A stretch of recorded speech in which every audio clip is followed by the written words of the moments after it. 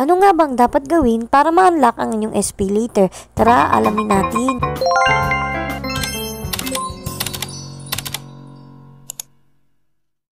Kami nagtatanong sa akin kung paano nga ba ma-unlock ang inyong SPayLater. Dito nga makikita nyo na meron na akong SPayLater, pero pag i-click ko yung activate now is ganito yung lumalabas. Yung tipong hindi nyo siya mapipindot, wala siyang kulay red, puro ganyan lang siya. So, ang tanong, paano nga ba ma-unlock ang inyong SPayLater? Unang-una na dyan ay ang pagbili ninyo sa Shopee. Siyempre, kapag more orders, more chances na ma-unlock ninyo ang inyong SPayLater. Kami ng mga vouchers si Shopee, katulad nito free shipping vouchers, kaso nga lang paunahan talaga kaya madali siyang maubos. Sa free shipping na vouchers, meron din silang mga discounts. Lalo na kapag 1122 yung mga umuulit yung date at month. Araw-araw din sila free shipping. Kaso ngayon nga kagaya na sinabi ko kanina is madali siyang maubos kaya dapat paunahan talaga. Next naman kapag bumili kayo sa Shopee, dapat ang gagamitin yung pambayad is digital payment method. Like Shopee Pay. Kasi kapag Shopee Pay yung ginamit ninyo sa pagbayad, sobrang laking chance na ma-unlock ninyo ang SPayLater. Dahil nga ang Shopee Pay ay under din sa Shopee. Tapos next naman ay wallet or tulad ng 7-Eleven,